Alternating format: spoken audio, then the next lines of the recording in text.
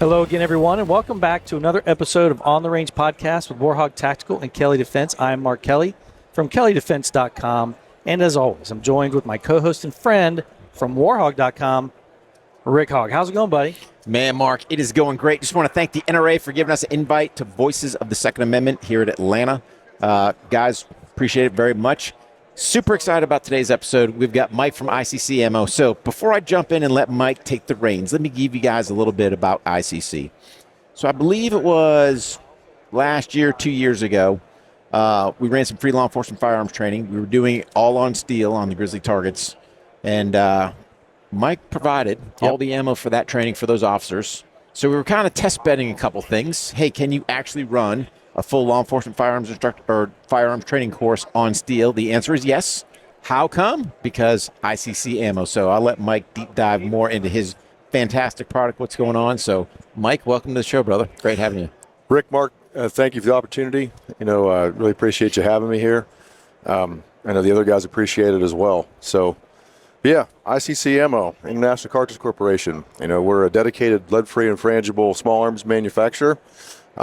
Be 25 years here next month. So, congratulations. Yeah, that's quite a testament. So, yeah, I came on here about 10, 11 years ago, retired from LE. Mm-hmm. Now I don't have to work hard for a living. Brother, you're telling stories, right? Because anytime you run a business, do anything business-wise, it's slavery all day long. So he's telling you stories. I mean, I work harder now running a business. Absolutely. Man, absolutely. If I was back at work, that's shamalama ding dong. So, Yep. Yep.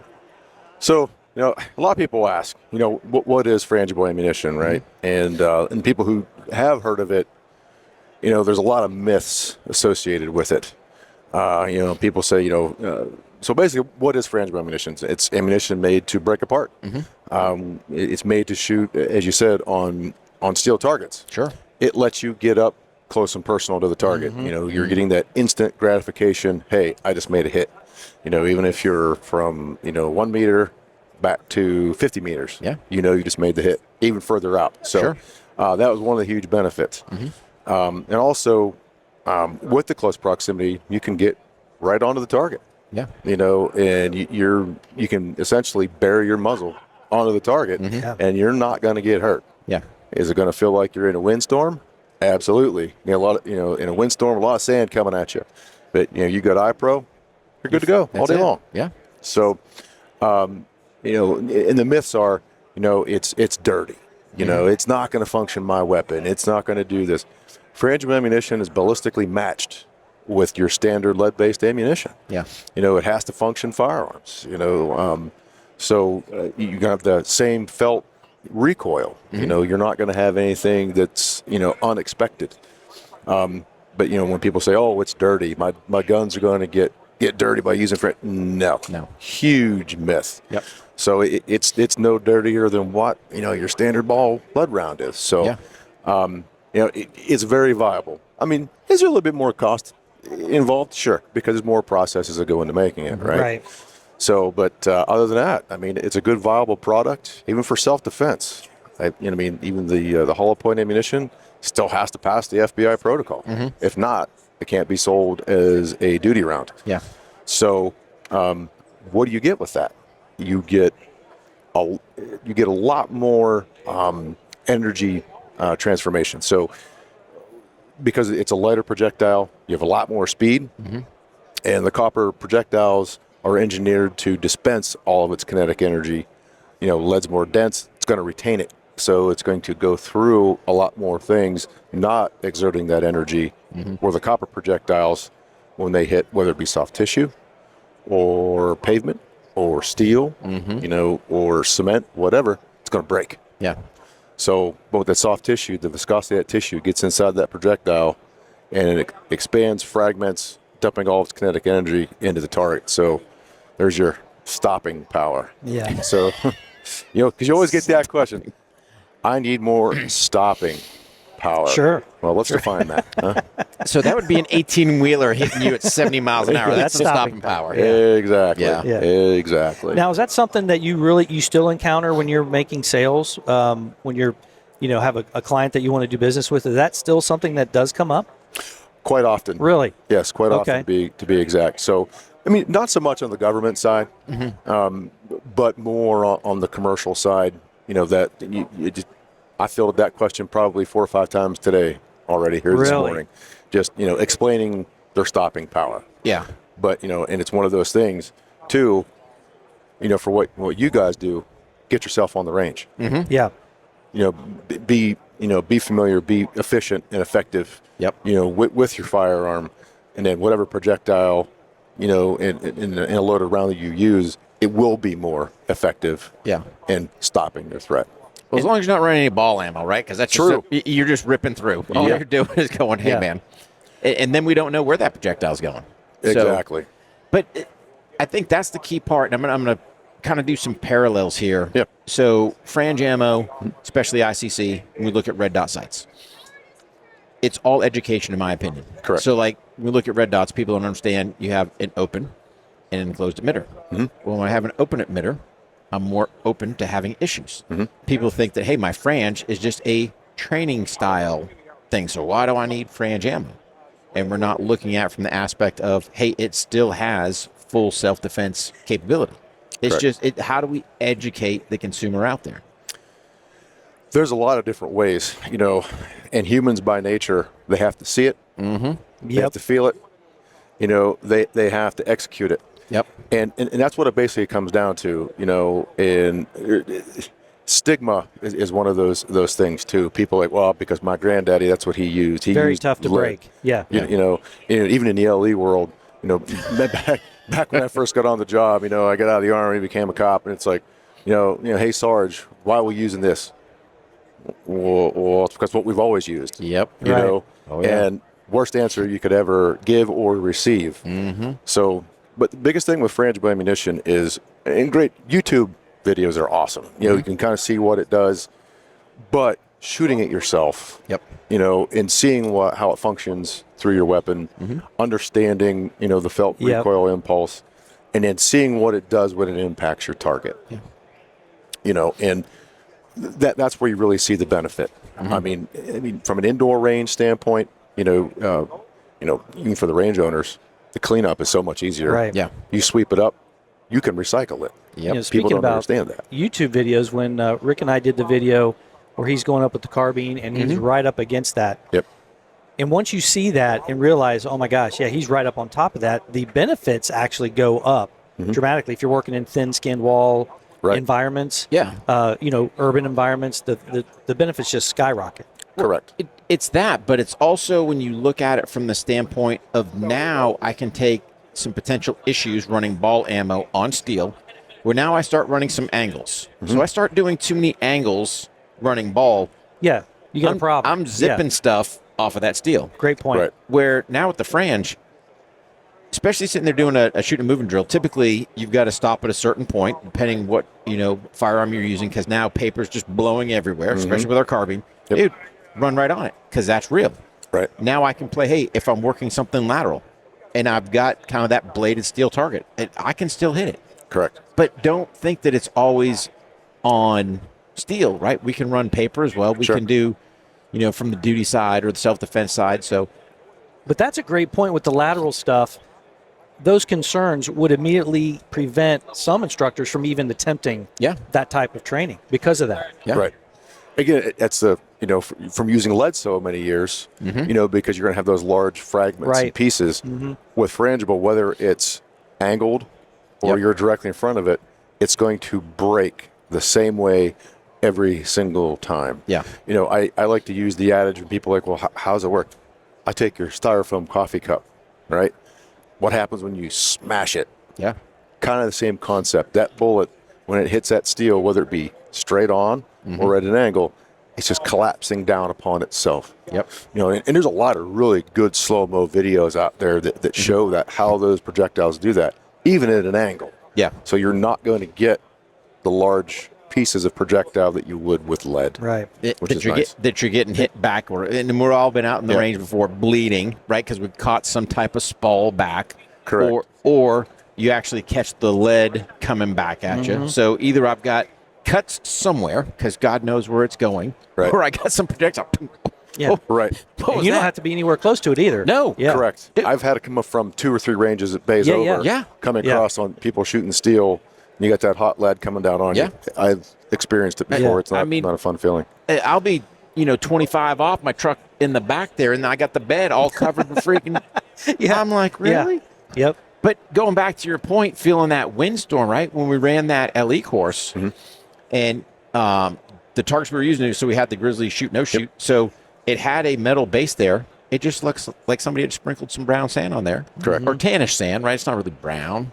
Or reddish brown. I don't know. It's got a certain Depends on the projectile. Yeah. You get the copper polymer, yeah, it's going to look brown. With the copper tin, it's going to look more red. Yeah. So But anyway, we got that. It was just like having sand on there. Right. Nobody caught any spall. Nope. Yeah. We were shooting stuff anywhere from probably with those guys, we might have done some 3, which you'd never shoot steel at 3, right? Like Right. unheard of. It's like, whoa, you're way too close for that. But we wanted to sit there and push the envelope. And the beauty was having the ability to have the frange, especially on steel. Luckily that day we had decent weather, so it wasn't raining. Right. Didn't have windstorms. How many times we've been out there training? My target's disintegrating, target's flying off. Man, you put a piece of steel up there, regardless what you're trying to do. Right. And now we just took it a step further and went, we're big into our 3-inch dots. I just have my 3-inch dots template. Right. Little shot of spray paint. Dude, we're still doing the same marksmanship training we were doing on paper. Right, and you want to have a nice clean one. You walk up, hit it with spray paint again, and you're good to go. That's it. Go right back to training. Yeah. Yeah. Super easy turnaround. Yep. So Absolutely. Yeah. But that was awesome, you guys. I mean, that was all provided right there. You guys giving those guys ammo to train. So Right. Oh, absolutely. And again, it's one of those things. And again, law enforcement officers by nature, they do not like change. No. They just do not. And again, it's like you're like from the Show Me State, from is it Missouri? I think it's Missouri. Yep. Missouri. Missouri. Yeah. Missouri. Which I always get corrected by our common buddy on Sure. that one too. So getting out there with that and even the jacket, the fully jacketed frangible that we provided for you. Yep. That's even one of the bigger ones. Yeah. When LEOs see that, or even you guys are still in the gov in the mill, they see that like that's frange. I'm going to be able to get up close, up and personal. Yeah. We go demo that. That's our wow factor. Every Yeah. time we do a demo for any of the agencies, the very first thing we do is we'll click the giggle switch. Yes. Right. Do a mag dump at close proximity on the steel, and you see them all sitting there hiding themselves. It's and impressive to see. turning. Yeah. And especially with a fully jacketed Yeah. ammunition, right? Yep. And then, whether it's myself or Ryan or our new guy Jose, if we're up close and personal, we'll have somebody standing beside the shooter. And when you turn around and just go brush yourself, Yep. Yeah. people are just amazed. No kidding. And again, Yeah. fully jacketed. People say there's no way frangible can be jacketed. Yeah. Absolutely, it can Yeah. be. Yep. And it's just as frangible as the unjacketed. Yeah. And I mean, you guys are doing it. And I don't know of anyone else touching it. We're one of the few. Yeah. There's one other one. Okay. Which, I don't want to say kind of almost one and the same, but we are. Yeah.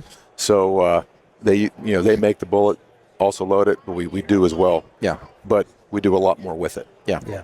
And it's really our best seller, to be honest. Yeah. I can imagine. And for me, one of the key parts is when you see that gel. So it's one thing, you take it from the shooter standpoint. Yep, we run a class, runs flawless, and we had numerous different types of firearms out there. Right. No dramas as far as any spall and that other stuff. But then when you go from the self-defense standpoint and you see those gel blocks, to me that was another wow factor because I was not expecting to see the results in that gel. And you're just like, whoa, okay. How many people actually know what their carry or duty ammo does, especially on soft tissue? Yeah. Right. And gel blocks are the best way to truly, to paint that picture. Yeah. And I'm not taking anything away from any traditional, hollow point round at all. Yeah. There's a lot of really good ones out there.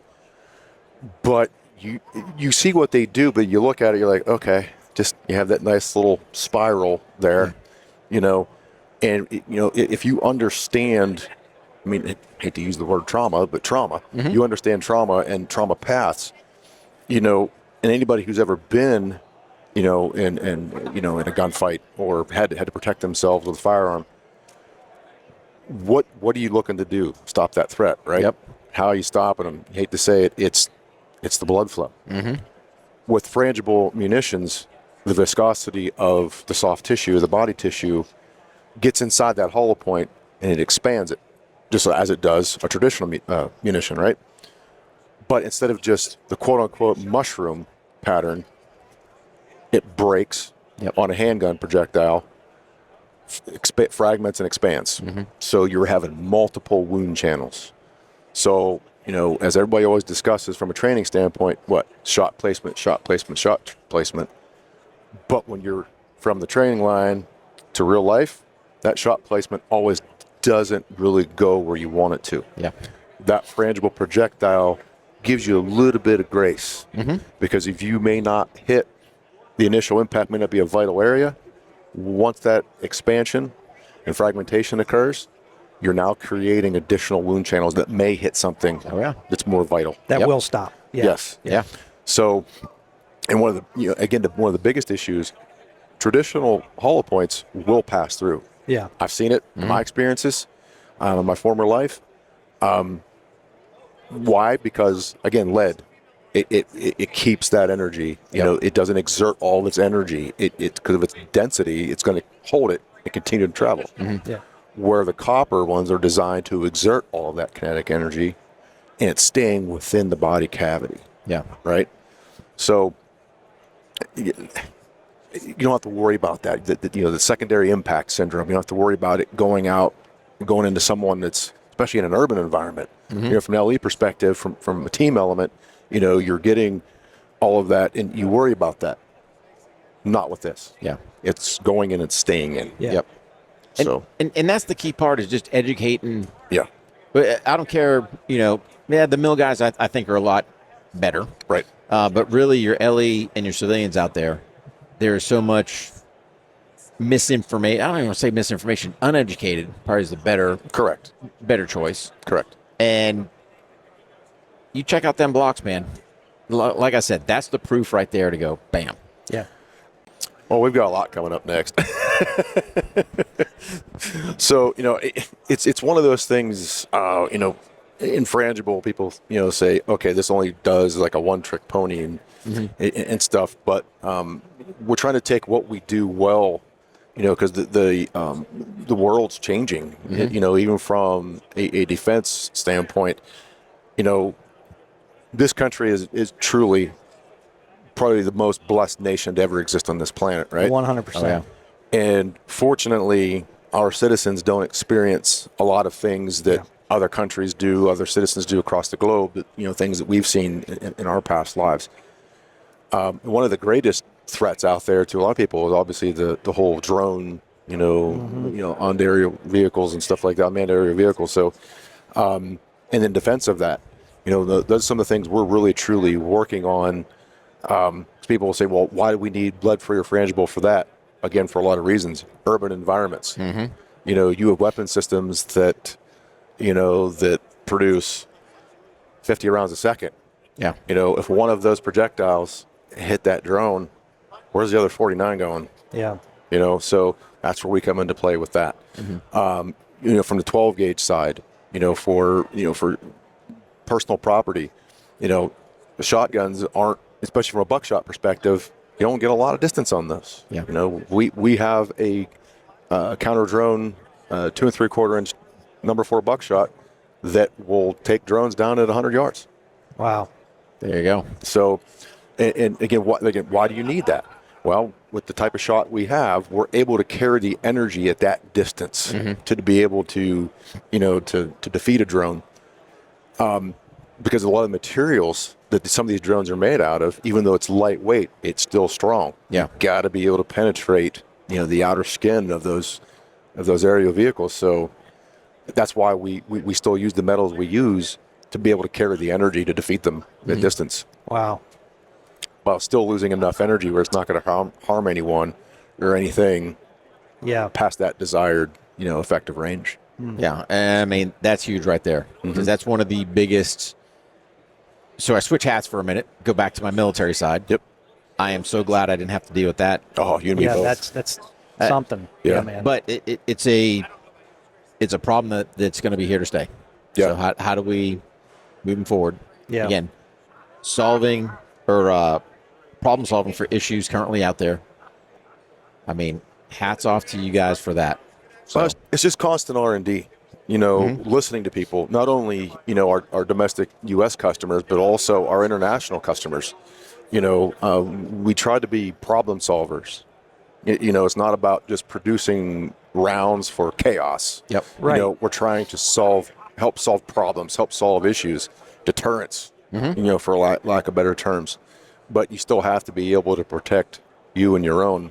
Absolutely. Whether it be on the larger scale or just what you come home to every night at home. Yeah. Got to be able to protect it and do it, you hit safely. Yeah. Without the threat of injuring the unintended, for the unintended people out there. Yeah. While keeping that effectiveness. Correct. Yeah, that's a great point. Correct. Yeah, because you've got so many people out there, you hear so much, and there's some validity to it, the overpenetration. Yep. Right. And they have no clue what their ammunition's doing. Right. You go, well, what do you got in there? But I don't know. Mm-hmm. And I can't believe there's still people today that have ball ammunition in their firearms for a self-defense application. And it's like, guys, we should be educated to a point where we know better. Right. Unfortunately, they're not.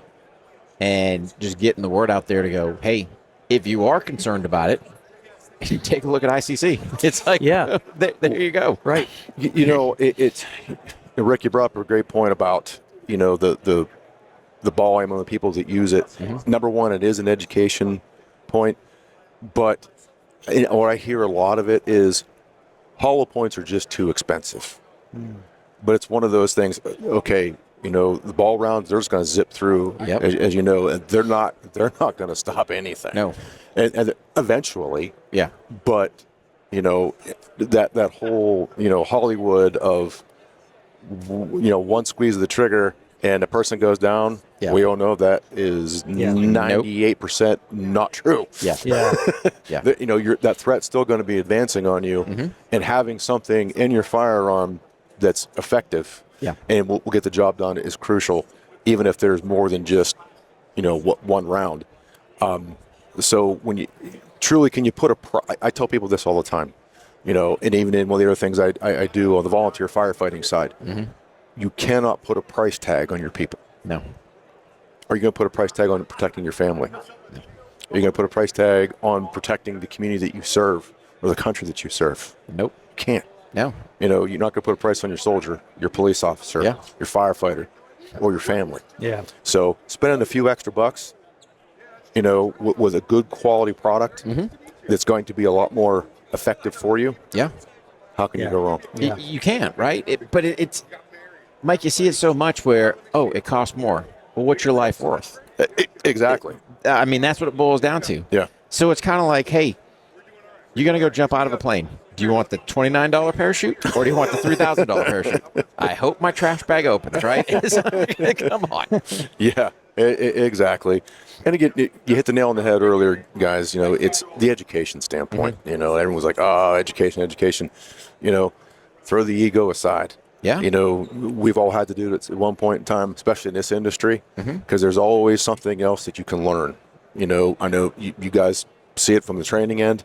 It's one of those things, and we've all seen those guys on the line that just have that ego. Yeah, I know what I'm doing. Yeah, I'm good. I'm good.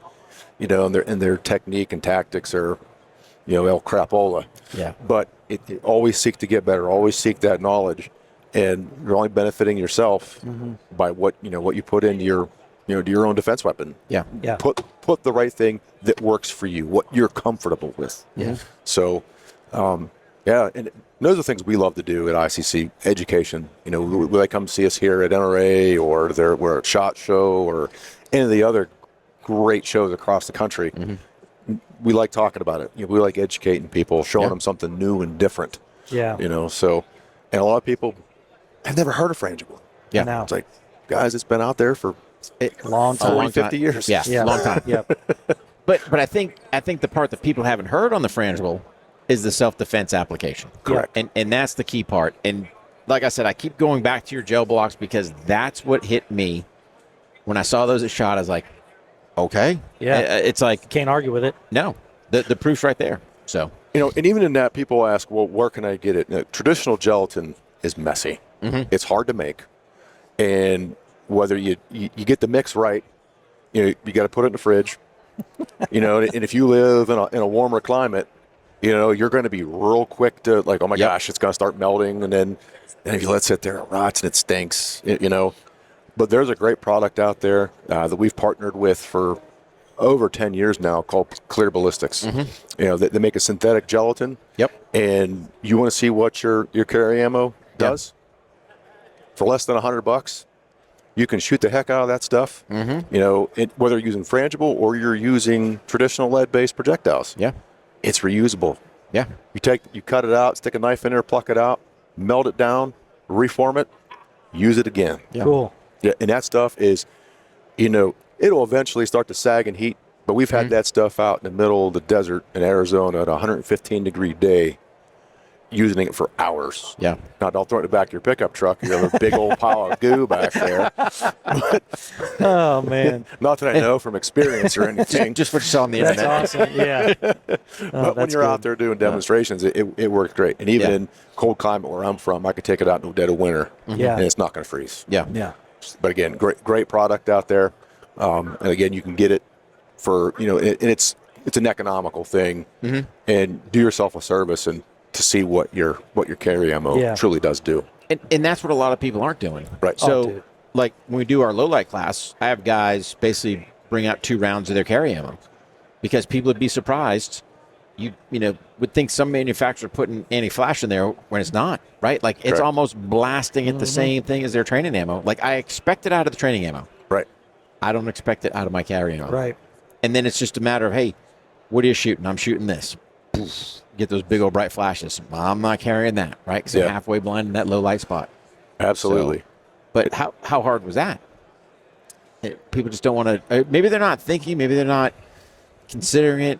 But it's all about, hey, I want to know exactly if I have it for my self-protection, what's it doing? Right. Know its full capabilities. God forbid I got to use it. Right. I know. Well, and I just thought of another good point since you said that. With people with their training ammunition and their carry ammunition, a lot of them shoot different grain weights. Oh, for sure. So now you're getting 100%. A totally different. Yep. I may be shooting. I may have a 124 hollow point in my magazine, but I'm out shooting 115. Well, it's going to be totally different. Yeah, that was the deal. That was the deal I got at the gun shop, right? Yeah, right. Yeah. With us. Oh, that's training ammo. Yeah. Yeah. Yeah, exactly. And they don't care. They don't understand that when you're shooting, you're going to have different points of impact. The accuracy is going to be different. Those are some of the things we strive for at ICC.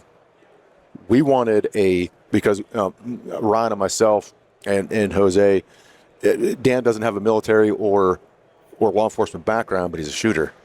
He understands it. We wanted that seamless transition from the training ammunition to the duty ammunition. Yep. So it feels the same. It acts the same. We actually even use the same powder. So you talked about having a larger flash.